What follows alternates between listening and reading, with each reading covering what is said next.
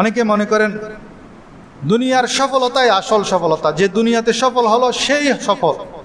অথচ আল্লাহ তাআলা বলছেন সফল কারা, তাদের ব্যাপারে আল্লাহ তাআলা কোরআনে বলছেন ফামান যুহজিহা আনিন নার ওয়া উদখিলাল জান্নাতা ফাকাদ ফাজ। যাকে জাহান্নাম থেকে দূরে সরিয়ে আল্লাহ তাআলা জান্নাত দান করবেন সেই হলো প্রকৃত অর্থে সফল। প্রকৃত সফলকে, যাকে আল্লাহ তাআলা জাহান্নাম থেকে দূরে সরিয়ে রাখবেন, জান্নাত দান করবেন, সেই প্রকৃত সফল।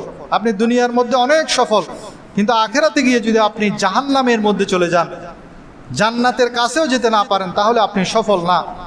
আপনি দুনিয়াতেও সফল হতে হবে, দুনিয়ায় সফল হন, আপনি গাড়ি বাড়ি করেন, সমস্যা নেই, কিন্তু আপনাকে আসল যেটা আসল সফলতা যেটাকে আল্লাহ তাআলা বলেছেন সেটার জন্য মেহনত করতে হবে, সেটার জন্য কাজ করতে হবে। তো সফল আখেরাতের জন্য দুনিয়াতে আমাদের কি করতে হবে? এক নাম্বার হলো ঈমান আনতে হবে, দ্বিতীয় নাম্বার হলো নেক আমল করতে হবে। আল্লাহ তাআলা সূরা বুরুজের মধ্যে বলছেন ইন্নাল্লাযীনা আমানু ওয়া আমিলুস সলিহাতি লাহুম জান্নাতুন তাজরি মিন তাহতিহাল আনহার যালিকাল ফাওজুল কাবীর।